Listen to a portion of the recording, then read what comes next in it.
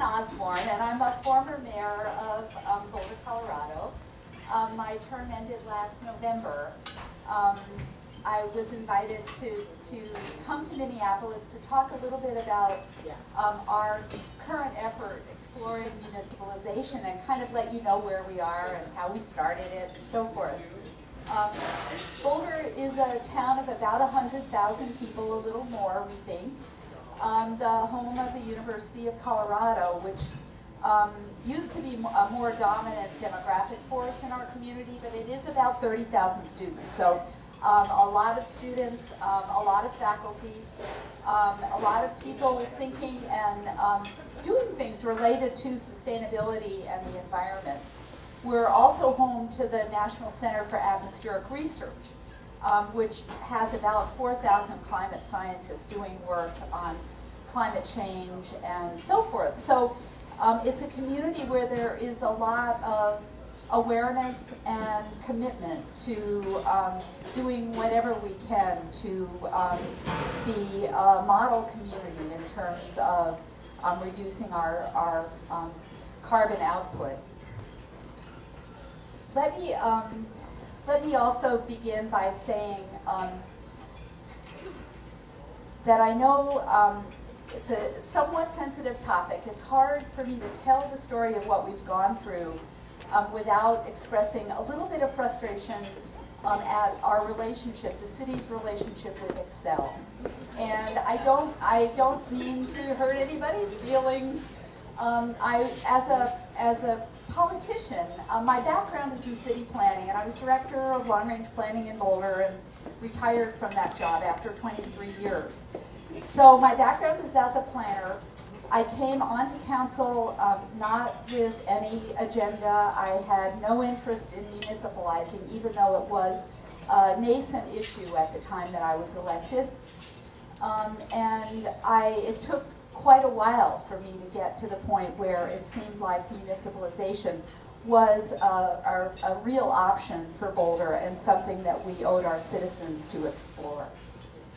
So that said, let me also begin by saying that our whole effort was driven by a single goal, and we have that in lots of places around the city.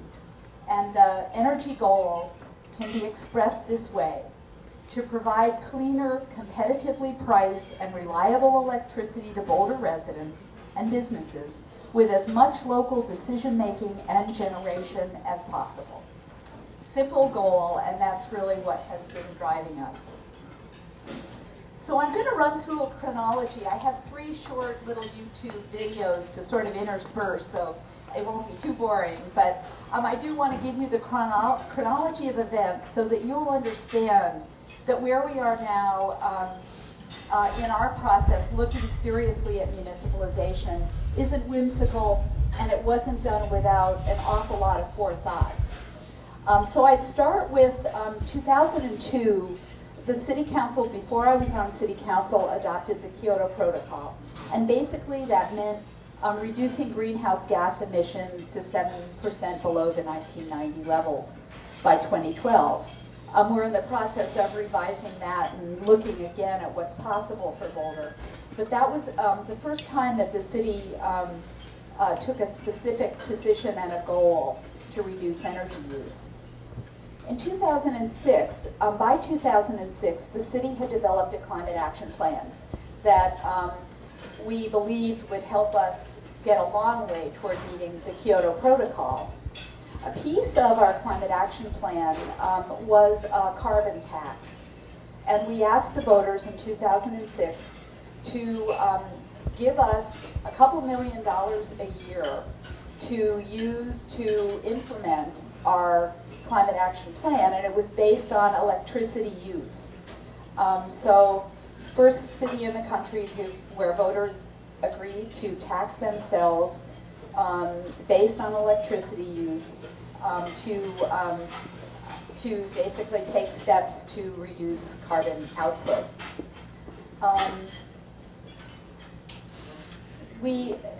That was great because it really gave us a way to fund our sustainability office in our city and to begin doing direct rebates and incentives for a whole array of efficiency actions and energy production actions that complemented some of the programs that Excel already had in place for Boulder. About 5 years before our franchise expired, and our franchise expired in 2010, I'm sorry, our franchise with Excel, we began looking at the possibility of municipalization. The prior 2 times, in 1970 and 1990, that our franchise had come up, there was a lot of talk in the community about the possibility of municipalizing. So the council at that time had forethought and was thinking, let's understand a little bit about municipalization, and so we can have an intelligent discussion, especially when we get to talking about our franchise with Excel.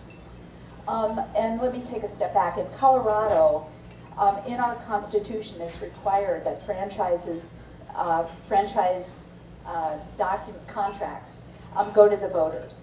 So in Colorado, the city council negotiates, and city manager in our case, negotiates the contract and agrees on language with the utility provider.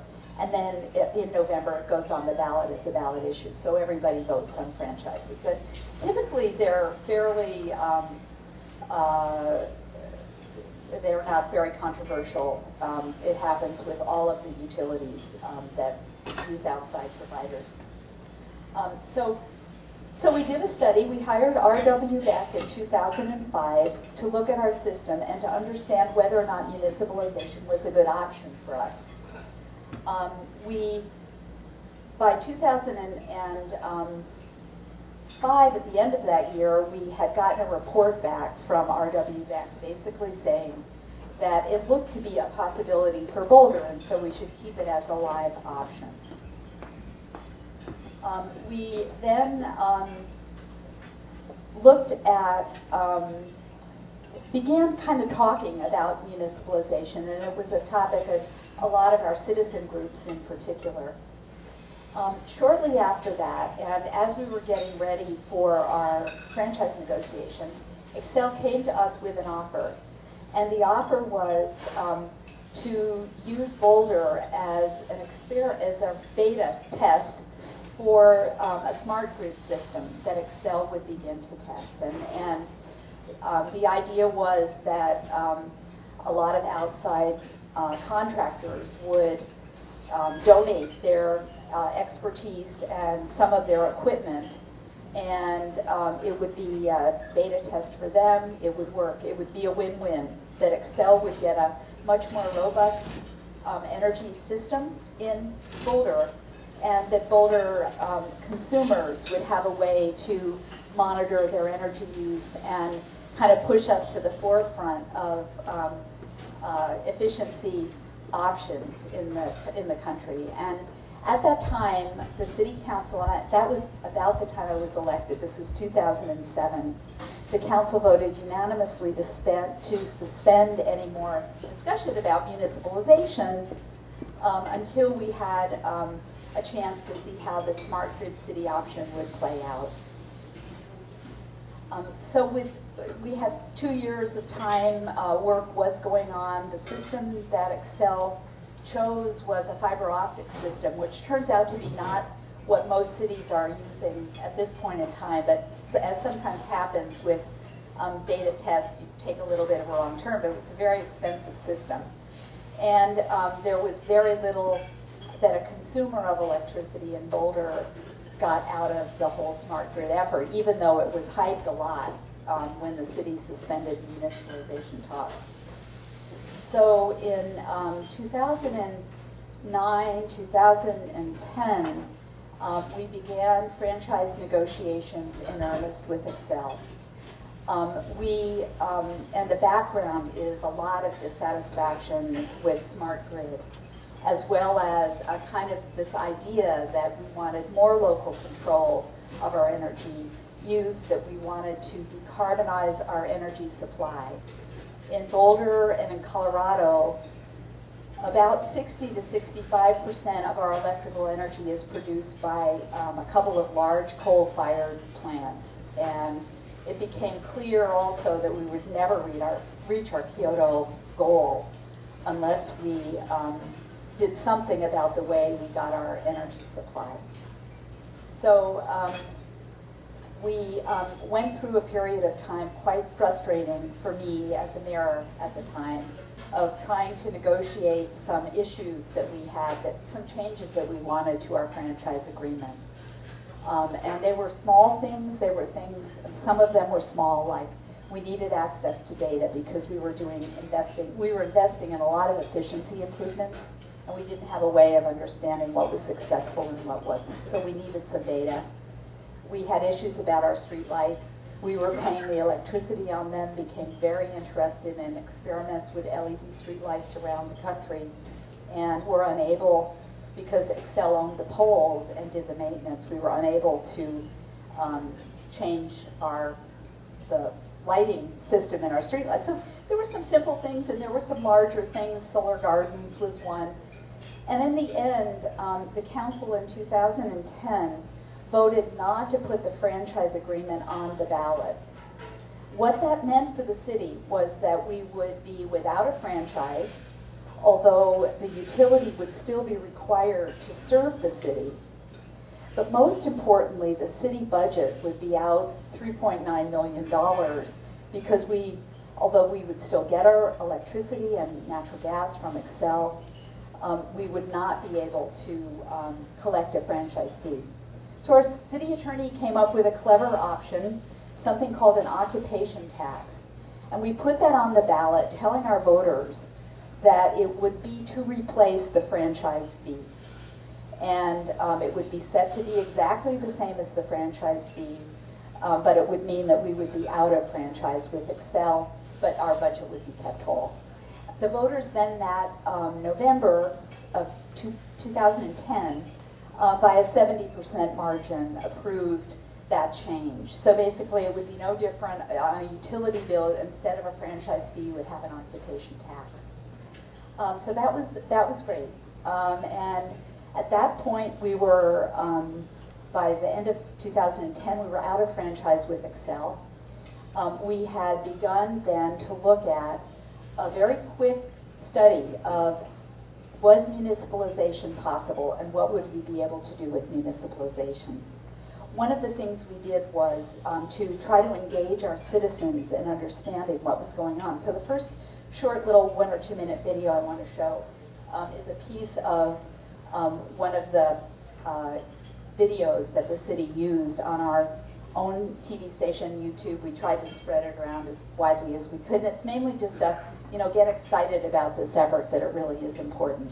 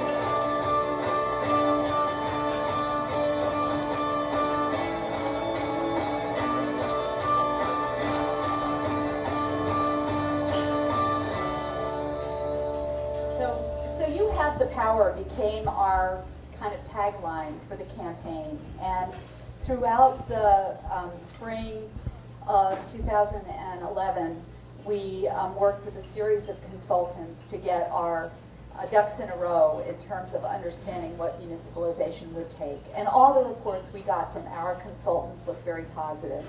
There was a lot of activity in the community. Our citizen groups held a lot of meetings, brought people like John Farrell to Boulder to talk about some of the research he was doing. It was a very exciting and amazing time, and it was a great time to be on city council, frankly. In May of 2011, as we were preparing and organizing our thoughts about what we needed to put on the ballot in terms of our municipalization effort, Excel put an offer on the table that they would sell Boulder a wind farm. They were developing a wind farm in eastern Colorado, and they would sell us a kind of adjacent area and build it for us. And Boulder utility users would pay a premium, but a lot of us already are with WindSource, and I know a lot of you guys are WindSource customers. And it initially seemed like a very good idea. And from my perspective, there was an opportunity here for a potential win-win, and maybe we could do something short of municipalization that would get us to our goals. And so May, June is when we got the proposal. Sometime at the end of June, beginning of July, when we were preparing to go to the ballot, Excel changed their mind, I guess. We never really understood what happened, but we got a word down that if they were the wind farm offer was contingent on putting a plain franchise agreement on the ballot, which the council had unanimously rejected the year before. And I think that threw everybody for a loop, and in the end, it made no sense to do that to us. So what went on the ballot was two items. One gave the city the right to municipalize, gave us bonding power up to a given amount, and set some standards that we would have to meet if we were to municipalize. And really it had to do with, in the end, after we issued bonds to purchase the distribution system of Excel, we would have to prove to our voters that we could have rates at or below the rates of Excel. Our bond consultant and our three consultants all felt that it was a real possibility that that would in fact be the case at the end of a more complete study. So we went to the voters in that November, about a year ago, and both issues passed by just a hair. It was a horrendously hard-fought election. Amazing online videos. Excel spent a lot of money trying to defeat municipalization in Boulder. Our citizen group, because the city couldn't really be actively involved in the campaign, our citizens group had to raise money and conducted their own campaign. It was really a cliffhanger, and in the end, the voters approved both ballot measures by just a hair. So the second video. This video was done by the volunteer who did a lot of the videos for our campaign, and but it's a little kind of summary. It'll show you some of the activities that the citizens did and the city did to promote municipalization. Here we go. One step at a time, no living on the line. I don't need a friend, I got more than on my mind. Sunshine in my brain, making everyone complain. Radio in my heart, don't be feeling so strange. Think I'm losing it, baby, where you been? Everybody says that you're moving again. I don't want to be right, baby, every single night. I can tell you things.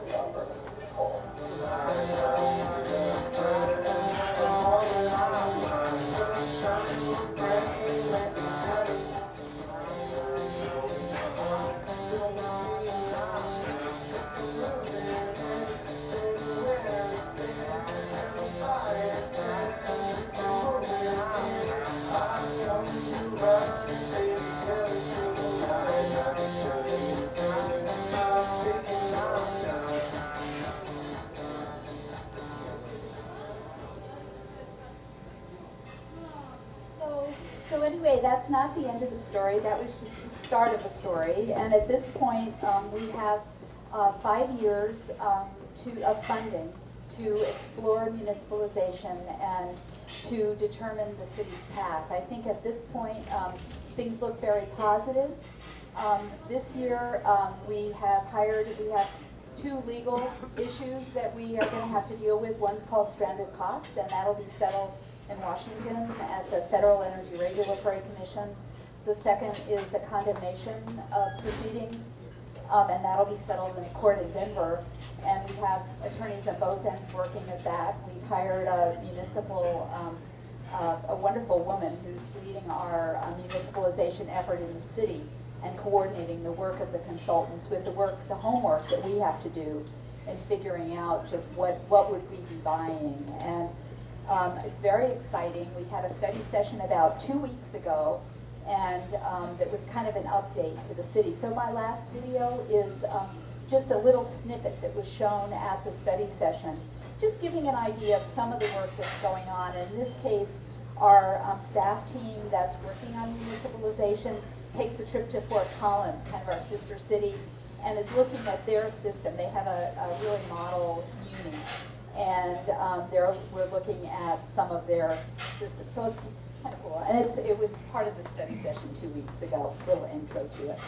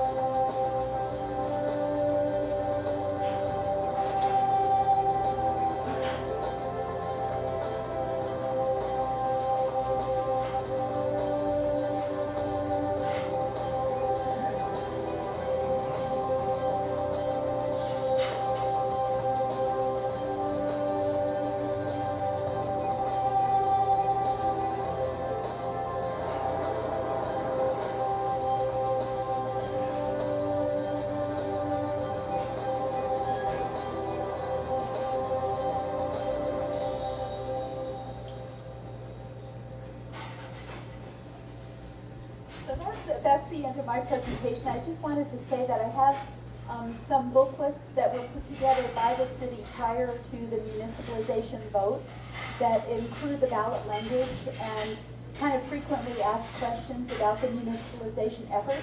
And it looks like I have maybe more than a dozen. So if any of you are particularly interested, please see me afterwards. And you're welcome to have as many booklets as I have. And if I run out, I'm happy to have some sent by the city to you. So thank you.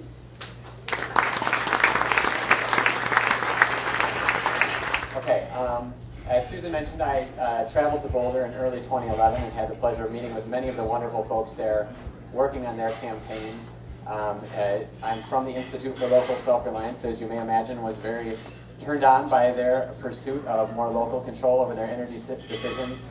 And through a lot of different conversations and discussions and work with people here in Minneapolis, where the Institute is based, we have as Ken mentioned, formed this coalition called Minneapolis Energy Options to explore a lot of the same questions that they've done in Boulder. And so what I'm hoping to do this morning is give you a little introduction to what we're working on, some of the rationale that we feel we have in common with the folks in Boulder, and just to give you a little more background for what we're doing and a chance to learn more both today and going forward.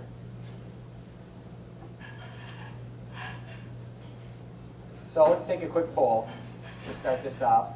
In the city of Minneapolis, we have some local energy, and I'm going to give you a chance to guess how much local energy you think we have. A combination of wind and solar, just so we're looking at different technologies.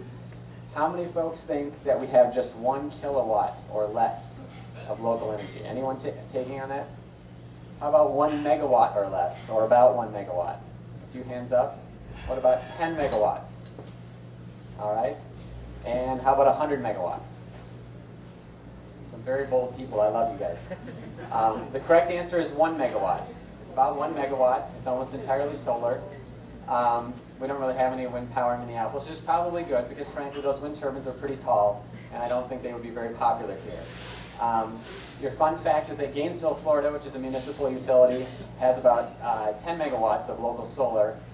They're a population about 1/3 the size. I'll talk a little bit more about some other good examples of municipal utilities that are doing some amazing things with clean energy along the way here. So we don't have a whole lot going on for renewable energy here in Minneapolis so far, but that's not to say that we're not getting some clean energy. Obviously, statewide, we get about 18% of our electricity from wind and solar power, the result of our 2007 renewable portfolio standard that was passed by the state legislature, and requiring Excel to hit various targets on the way to 30% renewable by 2020. So it may not be in the city of Minneapolis. As I've noted here, about 1% of the electricity in the city of Minneapolis comes from renewable resources that are actually within the city's borders, but we're part of their larger supply that gets about 18% renewables.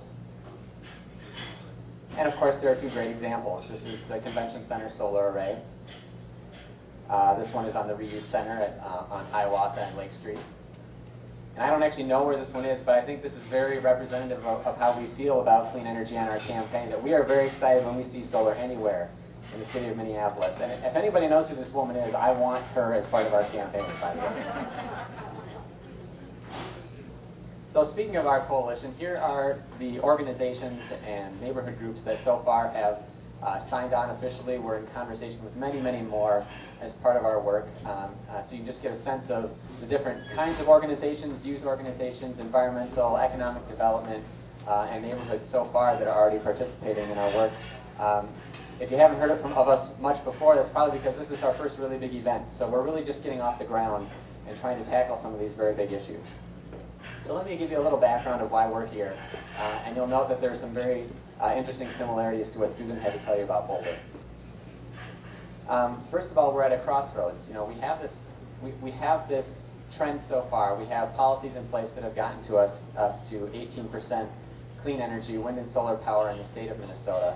But what's fascinating about what they're looking at in Boulder, and what Susan didn't mention, is that in a lot of the studies that they did about where they thought they could get to in terms of clean energy, they were talking about numbers like 40% clean energy, 40% of their electricity from clean wind and solar power, effective immediately with no change no change to their rates. So we have, I think, an opportunity to go a lot further than we've gone so far on clean energy, to more aggressively meet the city's climate change goals than we've ever imagined before. And where we're at right now is that we have these things called franchise agreements that Susan mentioned. For those of you who aren't familiar, what they essentially do is set up a monopoly where one utility is given the authority to provide electricity or gas service. So Xcel Energy is our electric utility, CenterPoint is our gas utility in the city of Minneapolis. And these are long-term contracts. They're generally for 20 years. And the result of the franchise is, in exchange for the use of public property, public right-of-way, in order to deliver those services, the city receives about $23 million a year into its general fund, or as Susan mentioned, it's called the franchise fee. And as I mentioned, it's a 20-year contract. So every 20 years, the city has to sit down and renegotiate this contract. And many times in Minneapolis and in other cities around the country, there's not a lot of discussion around it because people really haven't thought about what they could actually put into a franchise agreement, what could be part of that conversation, and how it might play a role in meeting some of the city's other goals in terms of clean energy or local decision making. One thing I think that's really important to point out is that we're not just talking about the $23 million that goes to the city's general fund. We're talking about, in total, about $450 million a year that Minneapolis homes and businesses spend on energy, whether that's for electricity or for gas service. And that not a whole lot of that actually stays within the city of Minneapolis. That these are investor-owned utilities that have shareholders, where the profits will go. In at least the case of one of them, the headquarters is located in Texas. And so a lot of our energy decisions and a lot of our energy money is leaving our community. And of course, as I mentioned before, and as we all guessed at, and maybe we're a little bit disappointed, not so much of the clean energy that we have is actually built here in the city of Minneapolis. And so we have a choice in front of us about what direction do we want to go? Are we interested in continuing the same relationship that we've had for many years, or do we maybe want to have a change? Maybe want to have a conversation about what our choices are, what our options are. And right now we sort of see there being essentially three different options. The first one is that we can simply renew our franchise agreements without any changes, that we can accept the status quo, that our energy decisions will be made by somebody else, and that we hope that we can reach our climate goals in cooperation with them as much as that cooperation can be obtained. We can talk about negotiating, as Boulder tried to do, with things like getting more clean energy, or maybe boosting energy efficiency investments, particularly in low-income neighborhoods where we could not only see the economic benefits of that activity, but also help a lot of ratepayers for whom energy expenses are such a large part of their budget. Or we could look at this issue of municipalization and how it might give us the opportunity to have local decision making, to get more clean energy on our system, but also to have more of that built right here in Minneapolis. So our campaign goals look an awful lot like Boulder's. We want clean energy, we want reliable energy, we want affordable energy, and we want local energy. Those four things, we want them all together as part of this. We think all of them are equally important components of this as we go forward with whatever the appropriate option might be. And we think that we've got some great options, especially when it comes to clean energy. When you think about the time scale that we're looking at with these franchise agreements over 20 years, just look at what's happening to the cost of clean energy. This is the cost of solar in Minnesota without any subsidies. That's why the price is about 20 to 25 cents a kilowatt hour on the other end. And what's remarkable is how much it's fallen, by about 75% over that time period. And the cost continues to fall very rapidly. In the United States, it's fallen by about 50% in the past 5 years. So again, I want to emphasize that 20-year time scale is the commitment that we're making if we simply renew that franchise agreement. We have 20 years in which we could make a lot of other energy decisions, and that's why it's so important to keep our options open. So here's a few examples of clean energy accomplishments of other municipal utilities. This is the Sacramento Municipal Utility District in California. They're committed, along with their city, to a 90% reduction in greenhouse gas emissions by 2050. They have 100 megawatts of solar installed in their community, in their utility district, many of it shading parking lots on buildings or near other large commercial industrial users. They have 230 megawatts of wind power. Granted, they cover some rural areas as well as a city area. And then we also have this issue of reliability. We think that there are great opportunities for clean energy, like in Sacramento, like in other communities that I can talk about later. But how do we figure out what the best choice is as far as reliability? And so we come to another poll question for you. What kind of utility, based on national statistics for utility reliability, is more reliable on average? An investor-owned utility for A, a municipal utility is B, or about the same for letter C. So how many takers do I have for investor-owned utilities, letter A? Wow. All right then. How about municipal utilities? B. And how many think they're about the same? Okay. Well, there's not any boosters of investor-owns here. But you're right. Municipal utilities are on average better. They have about half the outage time on average from some national statistics. There's also a great example that many of you in the back won't be able to see because I put the logo on the bottom, but Winter Park, Florida is a community that recently established their own municipal utility within, I think it was in the last 5 years. And the reason was that they were having serious reliability concerns with their investor-owned utility. They tried to incorporate into the franchise agreement some reliability guarantees that would allow them to be sure that their business community would be able to have some confidence that electricity reliability issues would be dealt with. They were stonewalled, and therefore they decided we need to go ahead with municipalization because we need for our homes and for our businesses to be able to tell them that they will have reliable power. There's actually another great story of this in the Northeast United States after Hurricane Irene, and then again after some enormous snowstorms went through last fall.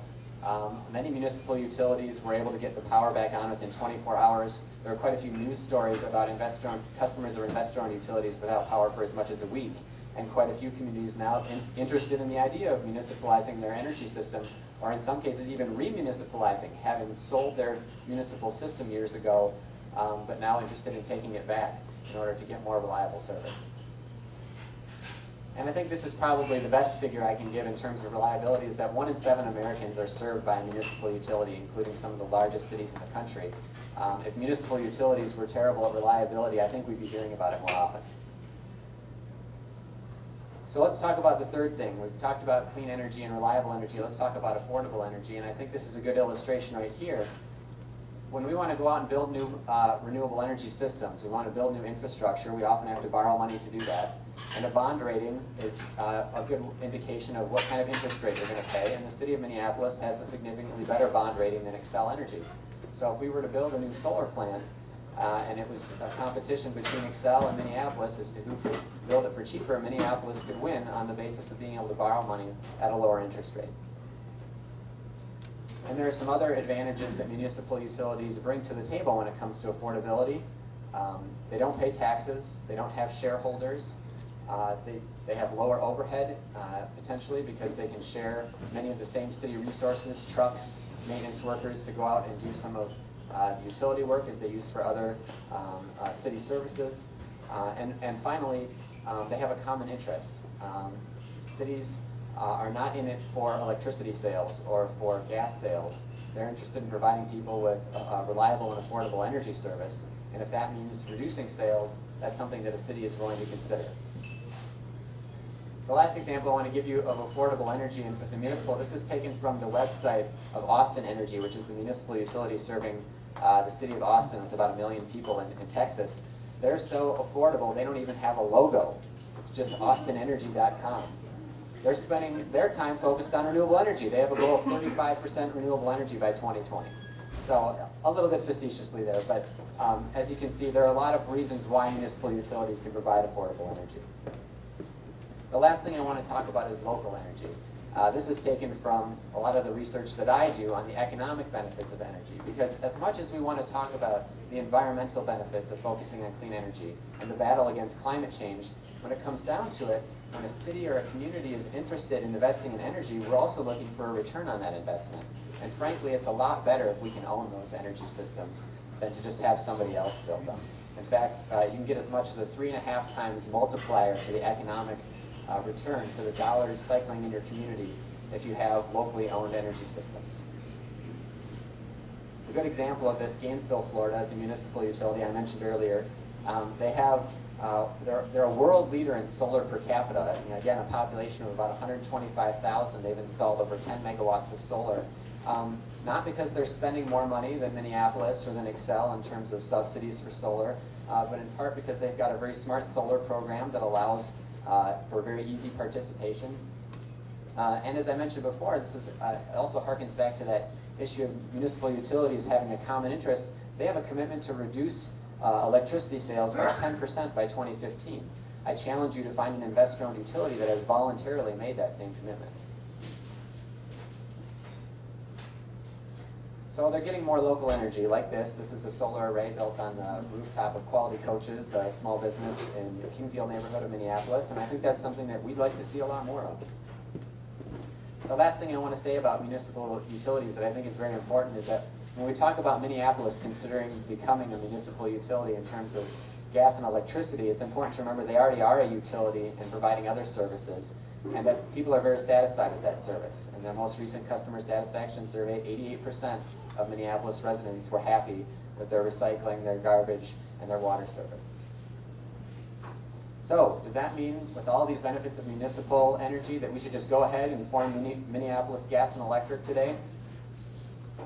We're at a crossroads. We want to explore our options. That's what this coalition is about. We are not about 100% driving toward this idea of municipalization, but to understand that we want it as a menu of options that we have available to pursue our clean energy goals.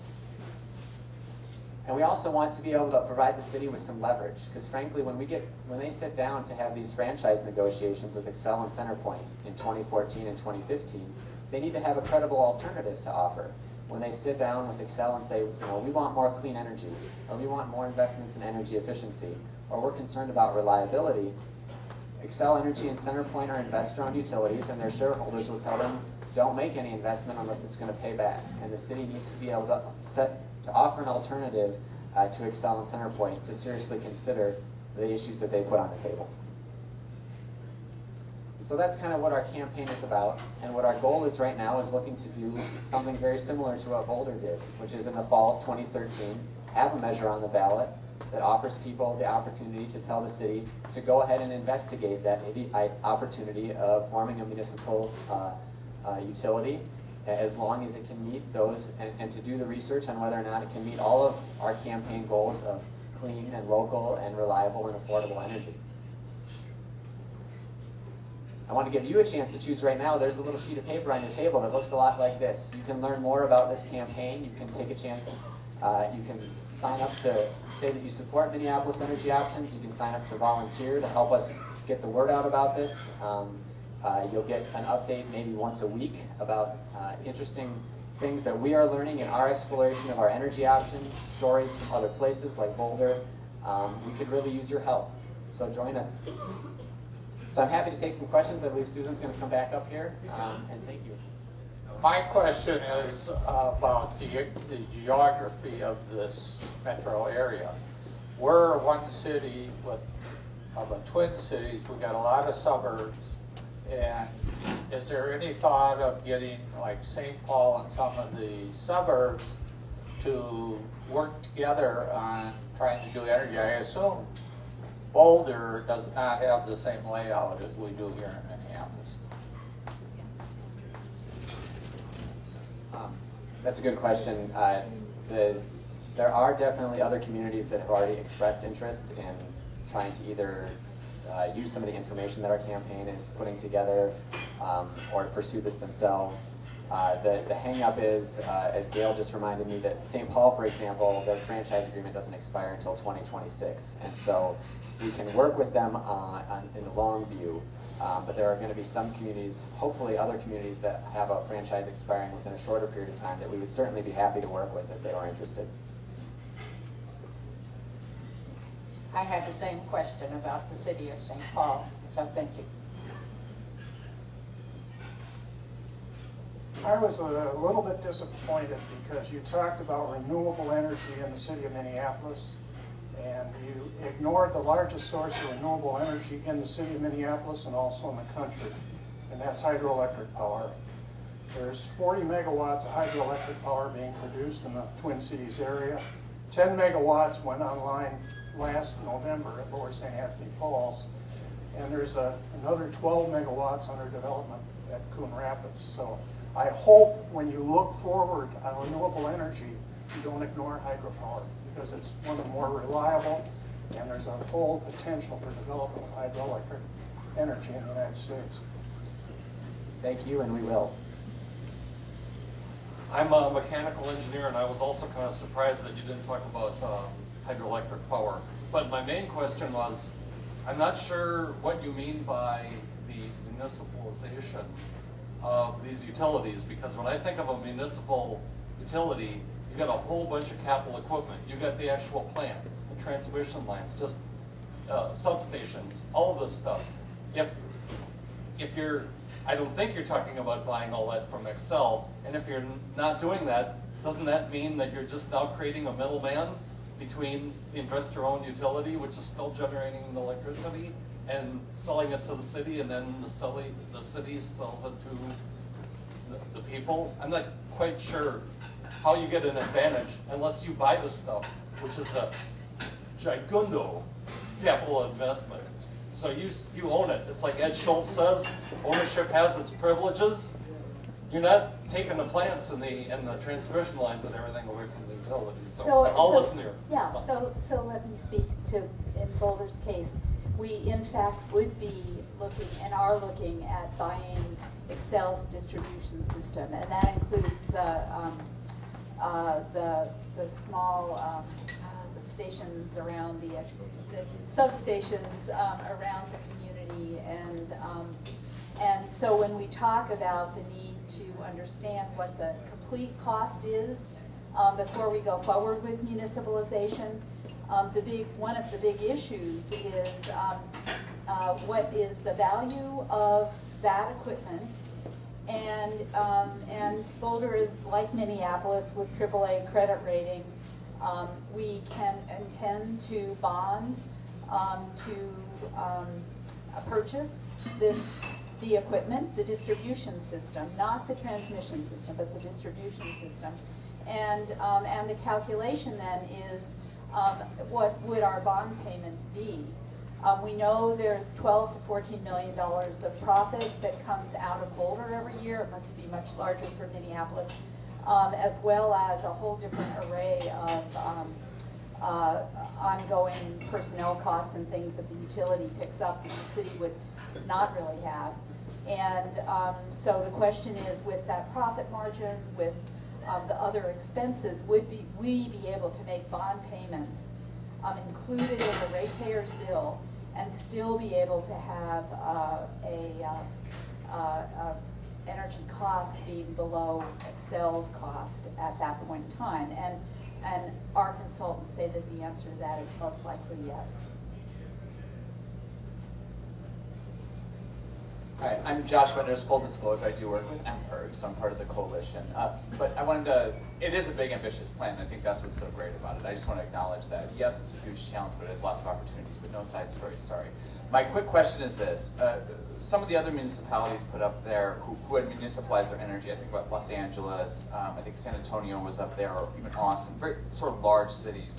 I was curious, either in the case of Boulder or John, in your experience, are these sort of legacy municipalities? Are they, how long have they been at it with that type of infrastructure?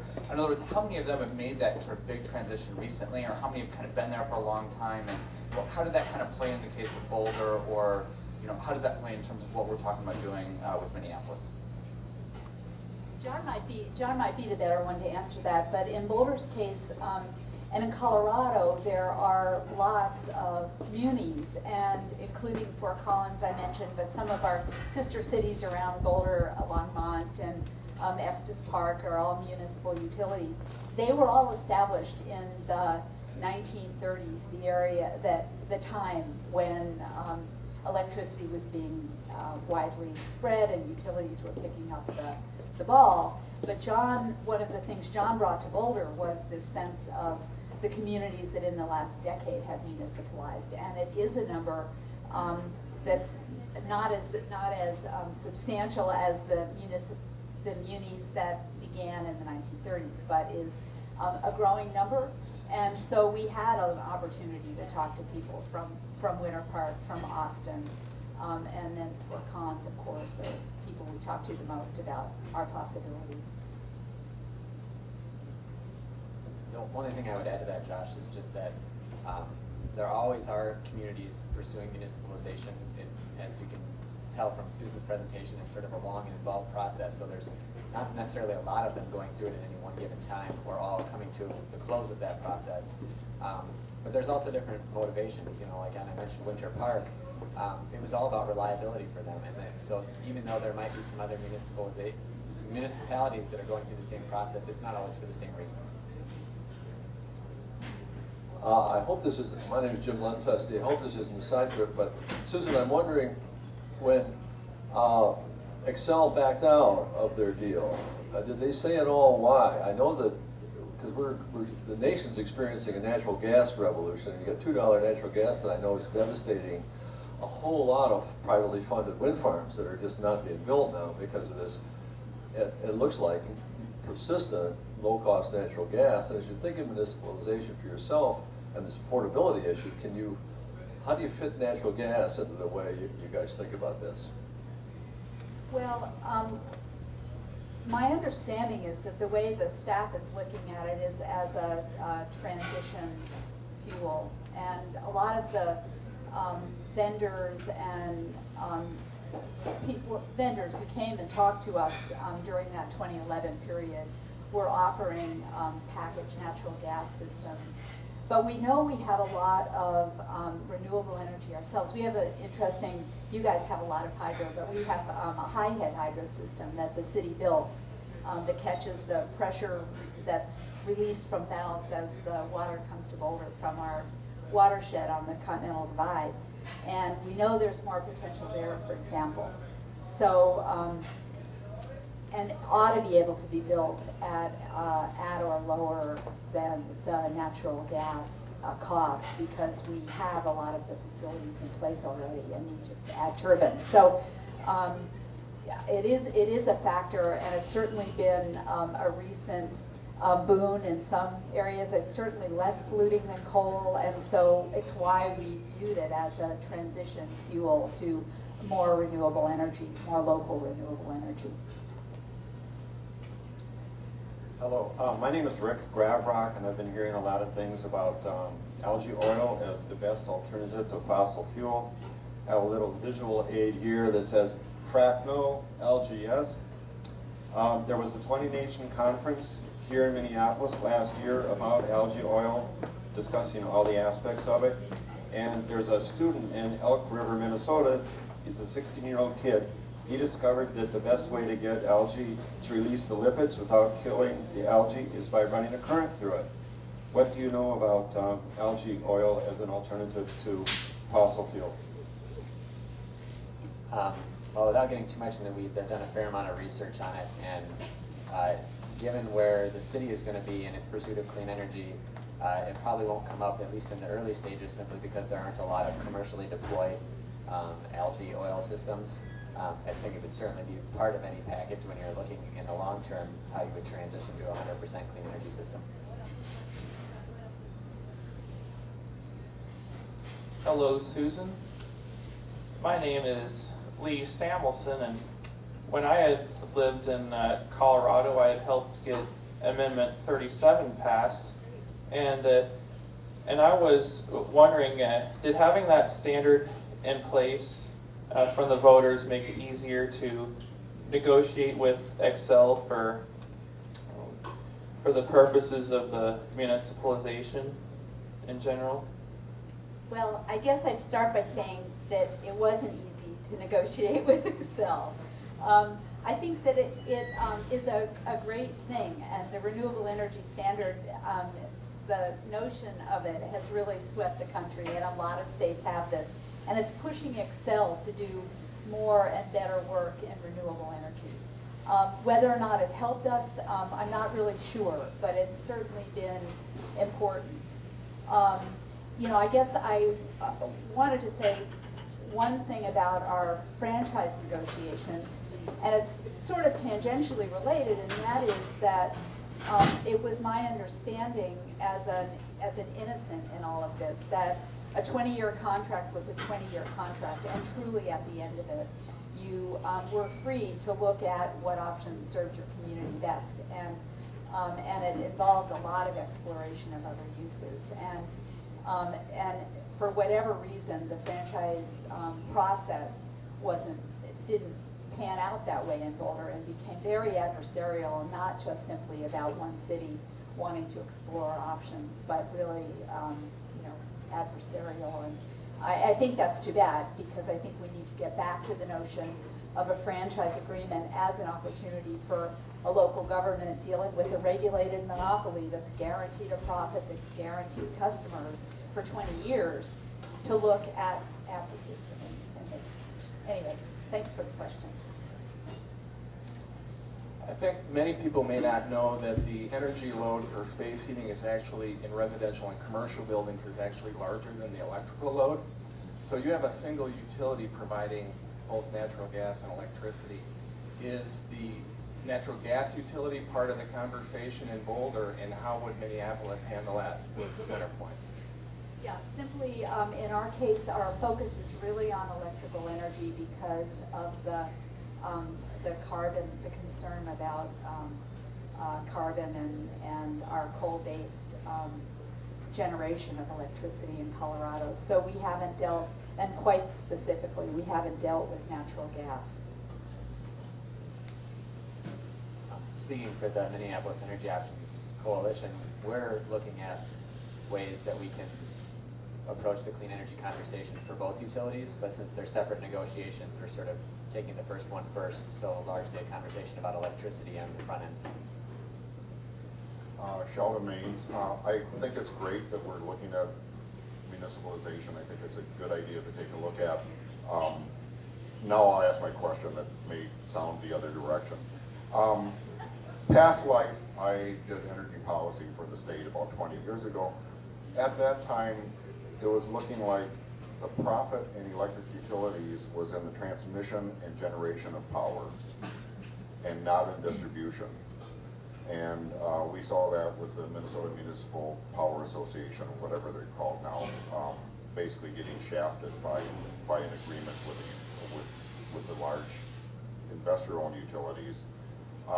We have very little generation in Minneapolis right now, which means we have to buy the energy and transmit it over Xcel Energy system and from Xcel Energy. What does that do to the economics, and wouldn't Xcel in some ways be thrilled to get rid of that really old plant that needs a lot of work in Minneapolis? I suspect that they won't be so willing to let us go. But I think what you raise is a very good point, and I think it's an issue that we're going to confront down the road as we look more closely at the economics of it in cooperation with folks at the city. I guess what I would say about it is if it really is such a bad deal, I think Xcel would have already come to the city and said, gee, have you guys studied municipalization? Because this contract's almost up. We'd love to dump it on you. And since they're not doing that, I suspect that it may in fact still be a good deal for them to be providing service here. And so it will all become part of that big question about the economics. There are a lot of details to be hammered out. But my suspicion is that the city could in the end run a municipal electric utility quite profitably. Phyllis Kahn, a state legislator in the area, and is anyone thinking about what kind of legislative facilitation we might need to do any of this? Yes, that is definitely part of it. I think Elizabeth Glidden mentioned before that there is some, especially in terms of the franchise negotiation piece, we're looking at all of the resources we're going to need at the state and the local level. Well, the next question is, are you looking at coalitions beyond, say, the city of Minneapolis legislators? I mean, no one has kind of talked, certainly no one talked to me about any of this or what might happen. I didn't even know when the franchise agreement was up. So what level are these conversations occurring at? I think the level right now that we're at is making sure that we've done all our homework about what we know we need and making sure that we're not trying to make our scope of our campaign too broad with both state level and local level issues if we can avoid it. Okay, thanks. My name is Joshua Lowe, and I have a couple questions about what the road forward after we decided that we wanted to do municipalization. In the Boulder example, if you decide at the end of your study, if you decide you wanted to become a municipal utility, when would you first be serving a customer? And then what was the campaign like on the citizen side, and what was the campaign like on the Xcel side? Because I'm guessing that we decided to go to the municipal utility up against a behemoth that has a lot of resources, and we may not have all those resources. So what was the first question, Josh? When will we first serve a customer? Yeah. We are hoping that it would be within 5 years. we've given ourselves that length of time in terms of additional funding from the voters and our general fund to go into the pool of money that's studying municipalization. So we're thinking 5 years. Part of what was approved by the voters was an amount of the absolute top amount of bonding that we can do. And so, you know, it really depends. It depends on a lot of factors. But I think we have set up a system so that once we understand what the cost will be, we'll be able to get going. And I suspect at that point we'll have to negotiate something with Excel, a turnover time. But we're talking, we're looking at 5 years, and that's been our target. And now it's almost 4 years. So we'll see. And then the second question was that. What did the campaign look like on the citizen side, okay. and what did the campaign look like on the Excel side? You know, Okay. What were the resources? What were the strategies? What were the tactics that worked on both sides? Okay. So I just mentioned, kind of skimmed over how tough the campaign was, and it really started in August once the council put municipalization only on the ballot. And it was a really rough campaign. And one idea, if you want to get some idea of some of the things that were flung at us by Excel, you can go online to YouTube and just type in Boulder municipalization, and you'll see a bunch of videos that were popping up on our computers. And they're pretty funny, but they're, you know, basically the message was anything that the city does, it's not going to work very well for you, and it's going to be a big disaster. So we had a lot of videos that were popping up on computers. The thing that was the most distressing to me was Excel went out and paid people in the community to come and testify at council meetings and to appear in newspaper ads saying, you know, this is going to be terrible if the city municipalizes. And people would come to council meetings, and the first couple of meetings, we'd see people, and they'd come and they'd have a lot of, a lot of facts, and that were pretty negative, and we couldn't figure it out. And then we got, kind of through the grapevine, got a word that people were being actually paid to come to council meetings to testify. And we've never had anything like that in Boulder. And it became something that was widely known in the newspaper. And I think that was part of what helped to defeat the campaign. A lot of mailings, as the one video said, more than $1 million was spent. A lot of push polling that never was tabulated in their campaign reports. So there was a ton of money that was thrown at defeating this. The guy, who's a very nice guy, who's the head of Excel in Colorado, David East, said that they would spend any amount of money to defeat this issue. And I think that was the way the company looked at what was basically one city saying we want to explore what it would be like to run our own utility. And on the citizen side, we had an active group of citizens who kind of rose to the occasion. We had one group that was focused on the business community and the small business community, and they were the main contributors to the campaign. In the end, the citizens raised about $80,000. No paid staff, no paid anybody. All of it went into advertising and trying to find some parity with what we were getting from Excel. The other thing you'll see, if you go to YouTube and Boulder Municipalization, you'll see some amazing videos that our citizens put together. You got a little taste. Alex Boguski from Crispin Porter Boguski, a big marketing firm that has a large presence in Boulder, was shown there. But there was a whole series of thought leaders in the community talking about why municipalization or exploring municipalization was a good idea. Very serious videos that I think put to shame the crazy videos that Excel paid somebody to do. But anyway, that's a good place to look. So it was definitely a David and Goliath fight.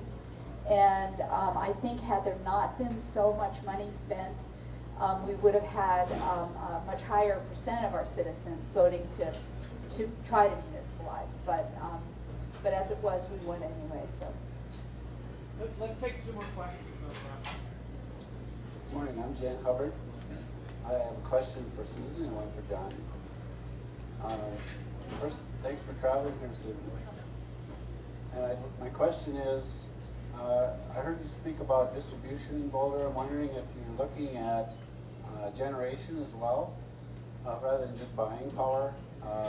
For example, given your goals for clean and more affordable, or at least containing costs, are you looking at solar, wind, hydro, biomass, maybe gas turbines? I mean, those would all be cleaner than coal.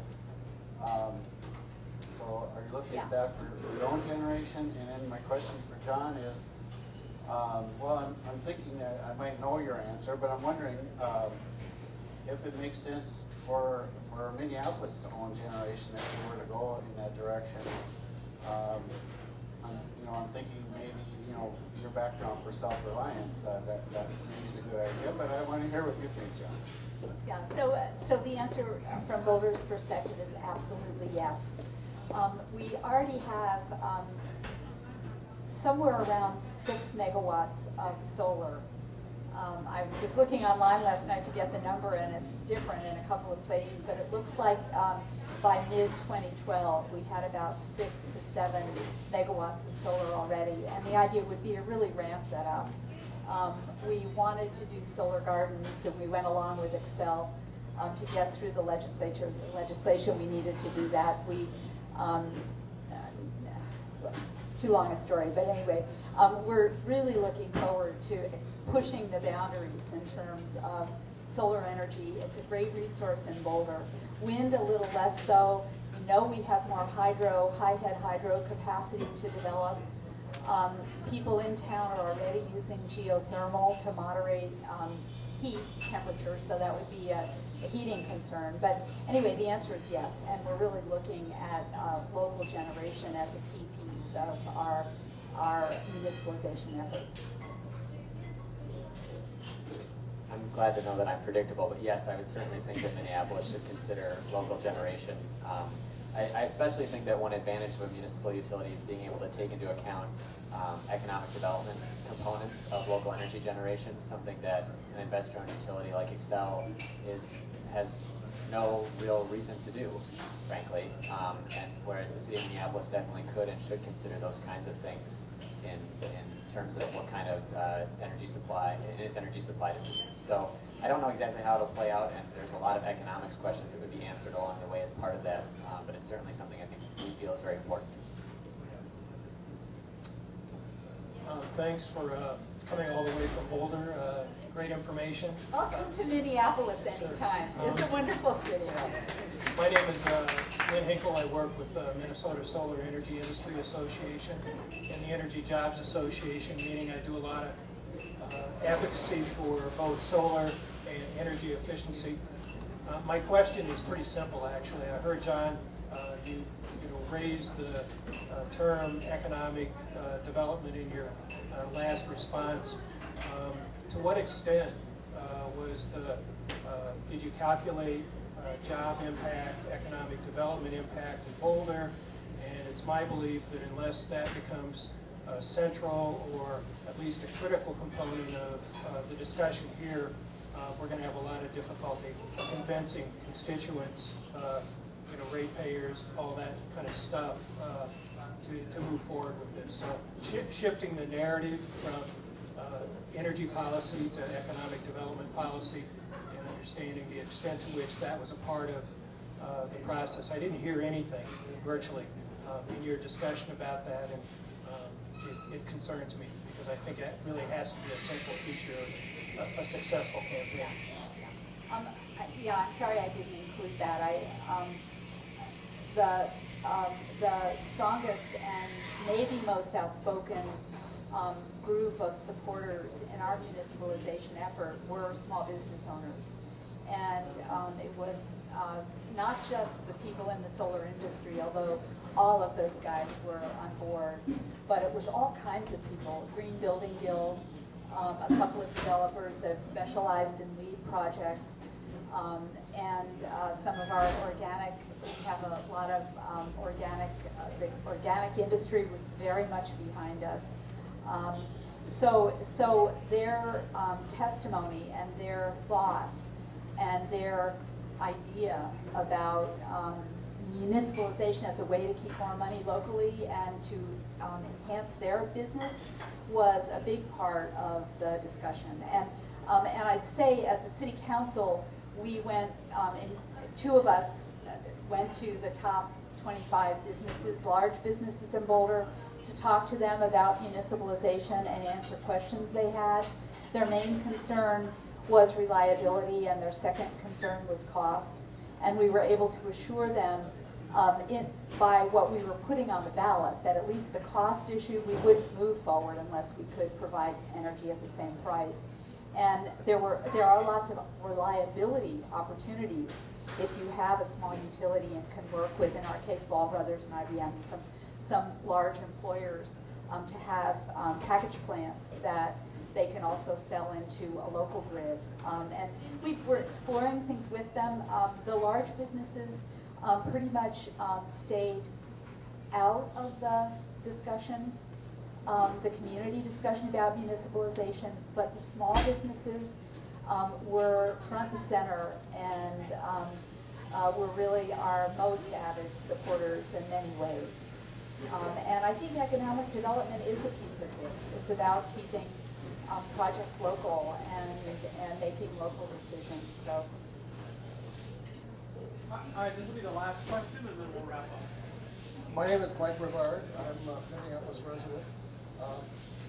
We've been hearing a description of this process as being a David and Goliath. I'm kind of wondering about strategy, whether it would make sense to really kind of put in the front of things the natural gas municipalization. It'd be more of a David and David fight. I'd like to get your comments on that.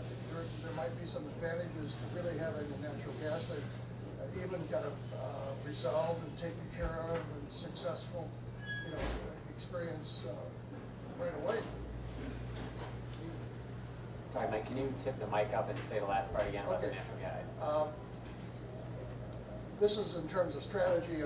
I would think that it might be a pretty good strategy to take on the natural gas municipalization because it's so simple. It's kind of a David and David thing.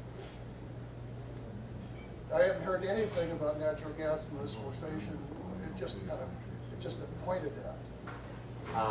Well, as I mentioned before, I think because the natural gas franchise agreement with CenterPoint is the second to be renewed in 2015, there's a little more focus on the electricity side right now.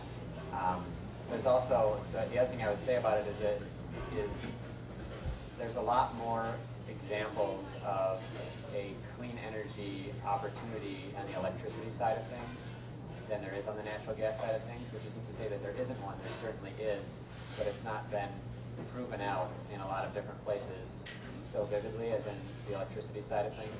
And so that's been our focus primarily, but that's not to say that natural gas isn't on the table, nor that it won't be part of the conversation in the long run.